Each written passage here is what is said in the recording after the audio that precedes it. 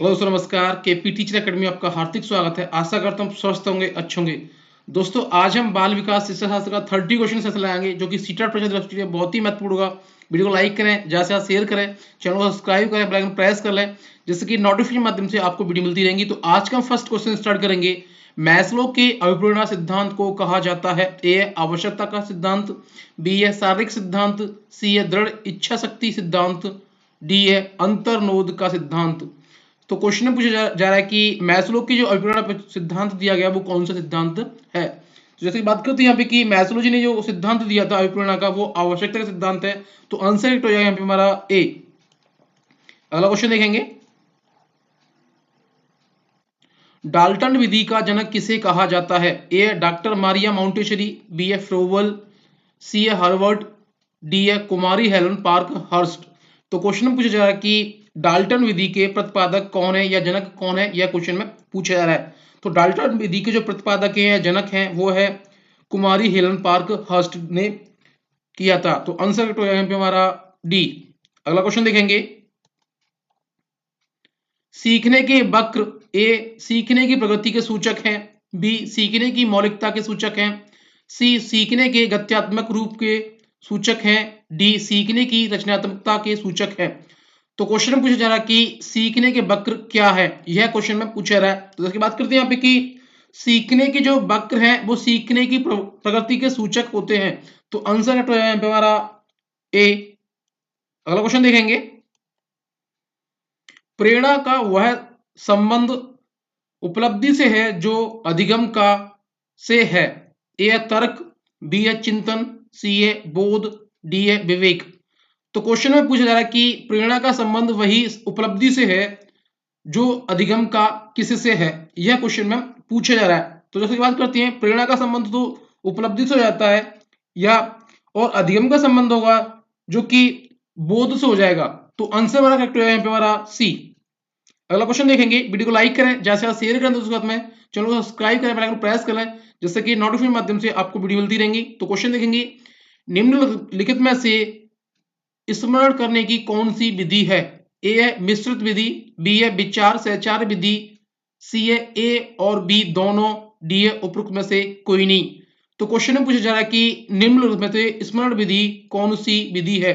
स्मरण विधि के बारे में पूछा गया है, तो इससे बात करते हैं। स्मरण विधि है जो कि मिश्रित विधि है और विचार सहचार विधि है। तो आंसर इसका करेक्ट हो जाएगा हमारा ए और बी दोनों। तो करेक्ट आंसर है यहाँ पे सी। अगला क्वेश्चन देखेंगे।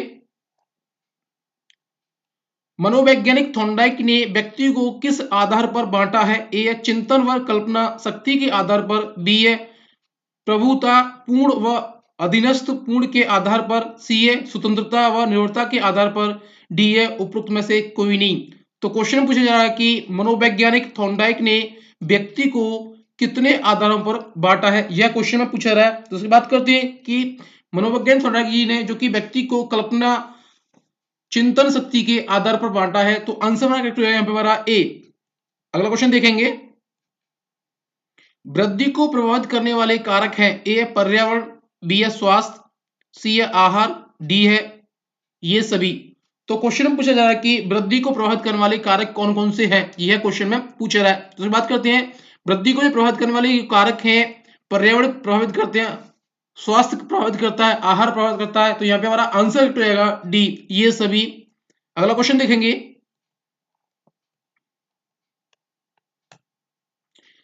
निम्नलिखित में से कौन सी बात बच्चों को अपना ज्ञान स्वयं निर्माण करने का अवसर प्रदान करता है? ए है व्यवहारवाद, बी है संज्ञानवाद, सी है रचनावाद, डी है ज्ञानवाद।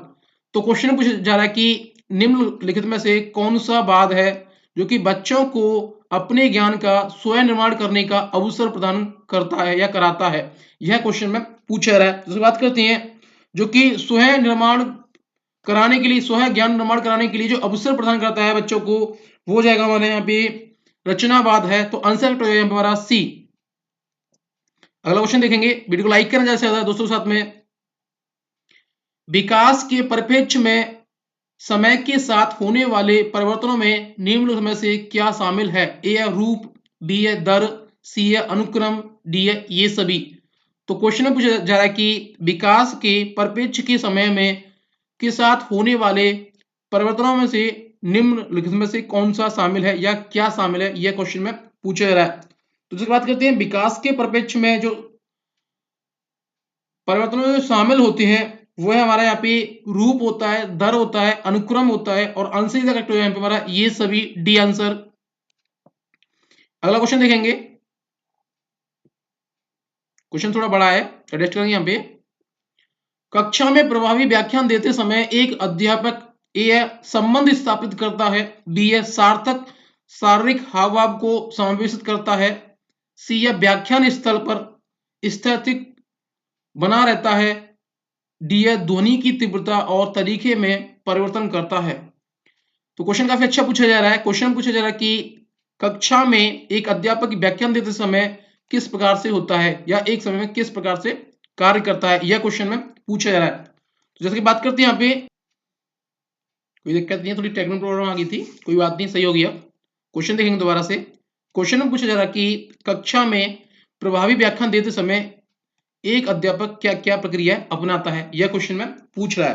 तो उसकी बात करते हैं, जब कक्षा में एक अध्यापक जो व्याख्यान देता है उस समय जो कि सार्थक शारीरिक हाव भाव को समावेश करता है, तो आंसर तो है हमारा बी।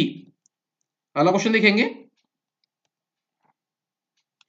मीडिया का एक उदाहरण जो अधिगमकर्ता को प्रत्यक्ष प्रस्तुतिकरण के द्वारा अधिगम में सहायक होता है, ए है शैक्षिक टेलीविजन, बी है शैक्षिक प्रसारण, सी है ओवरहेड प्रोजेक्टर, डी है टेलीफोन।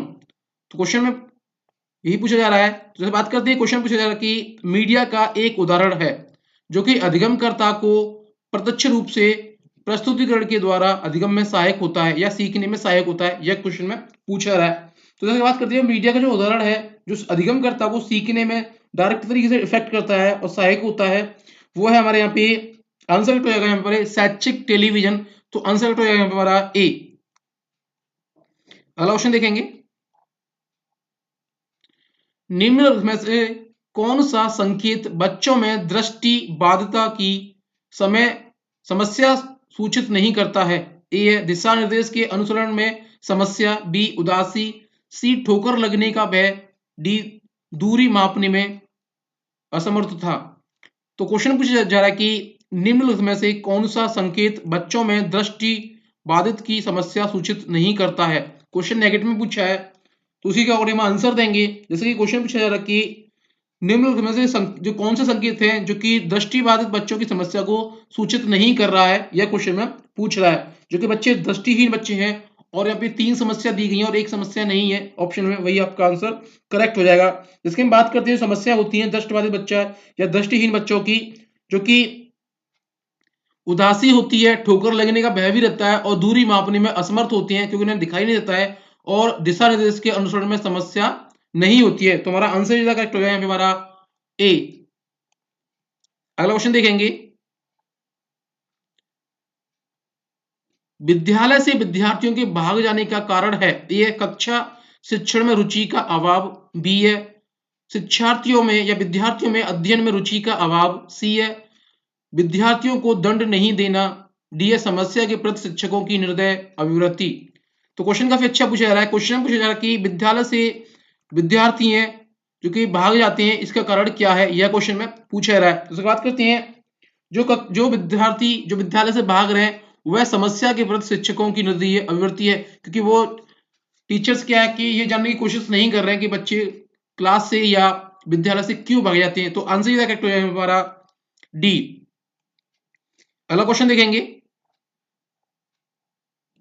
आपको शिक्षक दिवस पर कुछ विद्यार्थियों ने एक बधाई पत्र भेजा है, आप क्या करेंगे, ए कुछ नहीं करेंगे, बी है उन्हें धन्यवाद देंगे, सी उन्हें पैसे की बर्बादी नहीं करने के लिए बोलेंगे, डी उन्हें बदले में शुभकामनाएं देंगे। तो क्वेश्चन में पूछा जा रहा है कि आपको एक शिक्षक दिवस पर कुछ विद्यार्थियों ने एक बधाई पत्र भेजा है, तो आप ऐसी स्थिति में क्या करेंगे, यह क्वेश्चन में पूछा जा रहा है। तो जैसे बात करते हैं, ऐसी स्थिति में हम लोग जो एक टीचर होने के नाते से आप उन्हें धन्यवाद देंगे, तो आंसर करेक्ट हो जाएगा उन्हें धन्यवाद देंगे, बी आंसर हो जाएगा। अगला क्वेश्चन देखते हैं, वीडियो को लाइक करें, ज्यादा से ज्यादा दोस्तों के साथ में शेयर करें, चैनल को सब्सक्राइब करें, बेल आइकन को प्रेस करें जिससे कि नोटिफिकेशन माध्यम से आपको वीडियो मिलती रहेंगी। अगला क्वेश्चन देखेंगे, विद्यार्थियों में श्रम की स्फूर्ति का विकास करने के लिए ए शिक्षक अपने ही श्रम में प्रवृत्ति दिखाएगा, बी है शिक्षक श्रम के महत्व पर व्याख्यान करेगा, सी है समय समय पर विद्यार्थियों को श्रम करने का अवसर देना पड़ेगा, डी है विद्यार्थियों को श्रम करने वाले लोगों का उदाहरण देना पड़ेगा। तो क्वेश्चन में पूछा जा रहा है कि विद्यार्थियों में श्रम स्फूर्ति का विकास करने के लिए क्या करना हुआ, यह क्वेश्चन में पूछा जा रहा है। तो जैसे कि बात करती है, समय समय पर विद्यार्थियों को श्रम करने का अवसर देना होगा या देना पड़ेगा, तो आंसर करेक्ट हो जाएगा हमारा सी। अगला क्वेश्चन देखेंगे,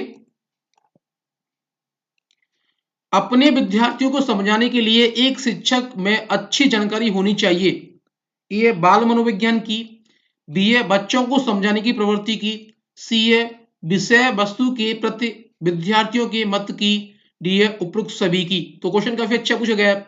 क्वेश्चन पूछा जा रहा है कि अपने विद्यार्थियों को समझाने के लिए एक शिक्षक में अच्छी जानकारी का होना क्या होना चाहिए, यह क्वेश्चन में पूछा जा रहा है, या किस प्रकार की अच्छी जानकारी होनी चाहिए। तो जैसे बात करते हैं, एक शिक्षक में जो कि अपने विद्यार्थियों को समझाने के लिए जो अच्छी जानकारी होनी चाहिए वो बाल मनोविज्ञान की होनी चाहिए, क्योंकि इससे क्या है कि बच्चे का स्टैंडर्ड पता चलता है और बच्चा कहां तक सीख सकता है उसके बारे में पता चलता है, और बच्चे को समझाने की प्रवृत्ति होनी चाहिए, किस प्रकार से बच्चा सीख सकता है उस प्रकार की शिक्षण विधियों का प्रयोग करना चाहिए, और विषय वस्तु के प्रति विद्यार्थियों की मत की, तो बच्चे किस प्रकार से सीख रहे हैं इस प्रकार से। तो आंसर क्या है हमारा उपरोक्त सभी, डी आंसर टिक कर देंगे यहाँ पे। अगला क्वेश्चन देखेंगे, शिक्षण अभिव्यू शिक्षण विधि से है, ए अधिक व्यापक होता है, बी ए कम व्यापक होता है, सी ए अधिक विशिष्ट होता है, डी ए कम विशिष्ट होता है। तो क्वेश्चन में पूछा जा रहा है कि शिक्षण अभिव्यू है शिक्षण विधि से किस प्रकार से है, यह क्वेश्चन में पूछा जा रहा है। तो अधिक व्यापक होता है, आंसर हमारा ए। अगला क्वेश्चन देखेंगे, निम्नलिखित में से कौन सी विशेषता शिक्षण अभिव्यू से संबंधित नहीं है, क्वेश्चन नेगेटिव में पूछा गया है। ऑप्शन देखेंगे इसके, ए शिक्षण अभिव्यू शिक्षक की शिक्षण कुशलता में वृद्धि करती है, बी है शिक्षक की कर्तव्य निष्ठा में वृद्धि करती है, सी है शिक्षक को विद्यार्थियों की अधिगम प्रगति का मूल्यांकन में सहायता करती है, डी है शैक्षिक उद्देश्यों को प्राप्त करने में सहायता पहुंचाती है, यह क्वेश्चन में पूछा जा रहा है। तो जैसे बात करते हैं, क्वेश्चन पूछा जा रहा है कि निम्नलिखित में से कौन सी विशेषता है जो कि शिक्षण अभिव्यू से संबंधित नहीं है, नहीं में क्वेश्चन पूछा गया है। तो बात करते हैं यहाँ पे कि जो कि नहीं है वो है कि शिक्षकों को विद्यार्थियों को अधिगम प्रगति का मूल्यांकन में सहायता करती है, ये हमारा नहीं होगा। तो आंसर हमारा सी, ठीक कर देंगे यहाँ पे। अगला क्वेश्चन देखते हैं, पहले ऑप्शन देखते हैं, क्वेश्चन देखेंगे फिर ऑप्शन देखेंगे उसके बाद में।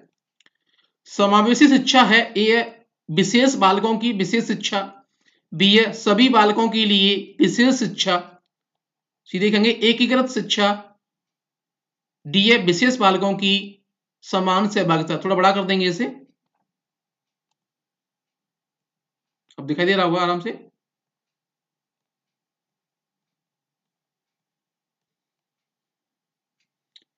तो जैसे कि इसमें क्वेश्चन पूछा जा रहा है कि समावेशी शिक्षा क्या है, यह क्वेश्चन में पूछा जा रहा है। तो इसकी बात करते हैं, जो समावेशी शिक्षा होती है वो है कि प्रत्येक बच्चे के लिए समान सीखने का अवसर हो, प्रत्येक बच्चे को वहां पे सीखने की व्यवस्था की गई हो और हर बच्चे पे वहां पे ध्यान दिया जाए ज्यादा से ज्यादा। तो यहाँ पे होती है विशेष बालकों की समान सहभागिता। तो हमारा आंसर हमारा डी। अगला क्वेश्चन देखेंगे, मूल्यांकन होता है, ए निरपेक्ष, बी है सापेक्षिक, सी है ए तथा बी दोनों, डी है उपरोक्त में से कोई नहीं। तो क्वेश्चन में पूछा जा रहा है कि मूल्यांकन किस प्रकार का होता है, यह क्वेश्चन में पूछा जा रहा है। तो इसकी बात करते हैं, मूल्यांकन है जो कि सापेक्षिक होता है, तो आंसर करेक्ट है यहाँ पे हमारा बी। अगला क्वेश्चन देखेंगे, कैटल के अनुसार सामान्यतः ठोस बुद्धि में वे संज्ञानात्मक निष्पादन सम्मिलित है जिनकी सहायता से व्यक्ति ए कुशल निर्णय ले सकता है, बी कुशल निर्णय नहीं ले सकता है, सी अन्य के साथ संबंध स्थापित करता है, डी उपरोक्त में से कोई नहीं। तो क्वेश्चन पूछा जा रहा कि कैटल के अनुसार सामान्यतः ठोस बुद्धि में वे संज्ञानात्मक निष्पादन शामिल होते हैं जिनकी सहायता व्यक्ति करता है या किस प्रकार से कर सकता है, यह क्वेश्चन पूछा जा रहा है। उससे बात करती है कुशल निर्णय ले सकता है, तो आंसर तो है हमारा ए। अगला क्वेश्चन देखेंगे, निम्नलिखित में से क्या बच्चों की सृजनात्मकता के विकास में सहायक नहीं है? ए खेल, बी है भाषण, सी है कहानी लेखन, डी है निर्माण संबंधी प्रक्रियाएं। तो क्वेश्चन पूछा जा रहा कि निम्नलिखित में से क्या बच्चों की सृजनात्मकता के सहायक विकास में सहायक नहीं है? यह क्वेश्चन पूछा है, नहीं में क्वेश्चन पूछा गया नेगेटिव में। इस प्रकार क्वेश्चन सीटेट में भी पूछे जाते हैं, तो पहले क्वेश्चन को पढ़ेंगे भी केयरफुली, फिर उसके अकॉर्डिंग आंसर देंगे। तो जैसे कि पहले हम देखते हैं क्या क्या है।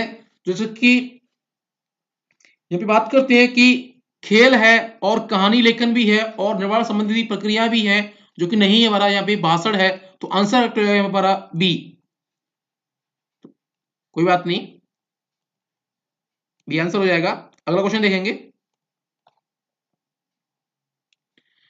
व्यक्तित्व का अर्थ है, ए है व्यक्ति में निहित क्षमताओं व योग्यताओं का योग, बी है शारीरिक रूप, रंग रूप व संरचना, सी है व्यक्ति में निहित समस्त क्षमताओं एवं योग्यताओं का गत्यात्मक संगठन, बी है माफी डी है वातावरण के साथ विशिष्ट समायोजन। तो क्वेश्चन पूछा जा रहा है कि व्यक्तित्व का अर्थ क्या है, यह क्वेश्चन में पूछा जा रहा है। दूसरी बात करते हैं, व्यक्तित्व का अर्थ है व्यक्ति में निहित समस्त कक्षाओं या माफ कीजिए क्षमताओं एवं योग्यताओं का गत्यात्मक संगठन होता है, तो आंसर हमारा करेक्ट है हमारा सी। टिक कर देंगे यहाँ पे, सी आंसर हो जाएगा। अगला क्वेश्चन देखेंगे, फ्राइड के व्यक्तित्व संरचना सिद्धांत के अंतर्गत व्यक्तित्व का नैतिक पक्ष है, ए है इदम इड, बी है अहम ईगो, सी है परहम सुपर ईगो, डी है उपरोक्त में से कोई नहीं। तो क्वेश्चन पूछा जा रहा कि फ्राइड के व्यक्तित्व संरचना सिद्धांत के अंतर्गत व्यक्तित्व का नैतिक पक्ष क्या है, यह क्वेश्चन में पूछा जा रहा है। तो फ्राइड जी ने जो कि एम सुपर ईगो की जो व्यक्तित्व पर्सनालिटी के ऊपर जो चीजें दी हैं, जो नैतिक पक्ष है, वो है हमारे यहाँ पे करेक्ट आंसर हो जाएगा, जो कि सी सुपर हैम सुपर ईगो या पर हैम। तो आंसर हमारा ए माफ कीजिए सी हो जाएगा। अगला क्वेश्चन देखेंगे, समायोजन व्यक्ति को सहायता प्रदान करते हैं, ए व्यक्ति की इच्छाओं को पूरा करने में, बी है व्यक्ति की आवश्यकता को पूरा करने में, सी है व्यक्ति की इच्छाओं तथा आवश्यकताओं को पूरा करने की योग्यता विकसित करने में, डी है व्यक्ति की इच्छाओं आवश्यकताओं को पूरा करने संबंधी योग्यताओं तथा क्षमताओं में संतुलन स्थापित करने में। तो क्वेश्चन काफी अच्छा पूछा गया है। क्वेश्चन पूछा जा रहा कि समायोजन है जो कि व्यक्ति को सहायता किस प्रकार की प्रदान करता है, यह क्वेश्चन में पूछा रहा है। तो बात करती है व्यक्ति की इच्छाओं आवश्यकताओं को पूरा करने संबंधी योग्यताओं तथा क्षमताओं में संतुलन स्थापित करने में समायोजन व्यक्ति की सहायता करता है, तो आंसर हमारा डी। टिक कर देंगे। अगला क्वेश्चन देखेंगे, वीडियो को लाइक करें, ज्यादा से ज्यादा दोस्तों के साथ शेयर करें, चैनल को सब्सक्राइब करें, बेल आइकन प्रेस करें, जिससे कि नोटिफिकेशन माध्यम से आपको वीडियो मिलती रहेंगी। तो अगला क्वेश्चन देखेंगे, निम्नलिखित में से अधिगम का उच्चतम स्तर है, ए स्वायत्तता स्तर, बी है अवबोध स्तर, सी है अमूर्त चिंतन स्तर, डी है उपरोक्त में से कोई नहीं।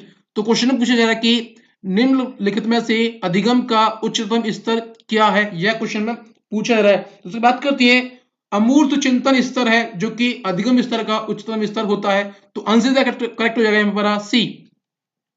अगला क्वेश्चन देखेंगे, थोड़ा एडजस्ट करेंगे यहाँ पे, अधिगम अनुभवों तथा प्रशिक्षण के फलस्वरूप व्यवहार प्रवचन है, यह परिभाषा निम्नलिखित में से किस मनोवैज्ञानिक द्वारा दी गई है, ए गेट्स एवं अन्य, बी क्रो एवं क्रो, सी वुडवर्थ, डी थॉर्नडाइक। तो क्वेश्चन में डेफिनेशन पूछी गई है, यह डेफिनेशन किसने दी है, डेफिनेशन एक बार और देखेंगे, अधिगम अनुभवों तथा प्रशिक्षण के फलस्वरूप व्यवहार प्रवचन है, जो कि यह परिभाषा किस मनोवैज्ञानिक के द्वारा दी गई है, तो यह परिभाषा दी गई है जो कि गेट्स एवं अन्य के द्वारा, तो आंसर हमारा ए। अगला क्वेश्चन देखेंगे,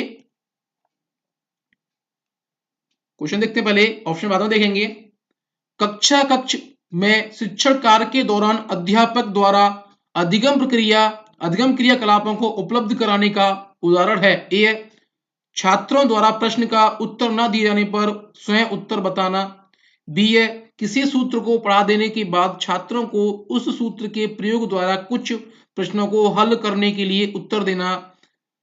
सी है पढ़ाई गई पाठ्य वस्तु का सारांश दोहरावा करना। डी है उपयुक्त सभी। तो क्वेश्चन पूछा जा रहा है कि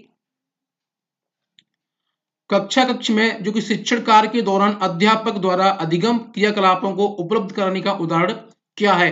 तो उदाहरण पूछा गया है। दूसरी बात करते हैं यहाँ पे कि छात्रों द्वारा प्रश्न का उत्तर न दिए जाने पर स्वयं उत्तर बताना, और जो कि करेक्ट आंसर होना चाहिए हमारे यहाँ पे किसी सूत्र को पढ़ा देने के बाद छात्रों को उस सूत्र के प्रयोग द्वारा कुछ प्रश्नों को हल करा देने के लिए देना या हल करने के लिए देना। तो आंसर करेक्ट है हमारा बी। टिक कर देंगे यहाँ पे, बी आंसर हो जाएगा हमारा यहाँ पे। अगला क्वेश्चन देखेंगे। वीडियो को लाइक करें, ज्यादा से ज्यादा दोस्तों के साथ में शेयर करें, चैनल को सब्सक्राइब करें, बेल आइकन प्रेस करें, जिससे कि नोटिफिकेशन के माध्यम से आपको वीडियो मिलती रहेंगी। क्वेश्चन देखेंगे। मैकडूल ने मूल प्रवृत्ति की संख्या कितनी बताई है। ए है 7, बी है 9, सी है 10, डी है 141। तो क्वेश्चन पूछा जा रहा है कि मैकडूल ने मूल प्रवृत्ति की संख्या कितनी बताई है, यह क्वेश्चन में पूछा जा रहा है। जैसे मैकडूल जी ने जो कि मूल प्रवृत्ति की जो संख्या बताई है वो है हमारी यहाँ पे 7। तो आंसर करेक्ट है हमारा ए। तो अगला क्वेश्चन देखेंगे। माउंटेशरी के अनुसार बच्चों में भाषाई कौशल विकसित करने का क्रम है।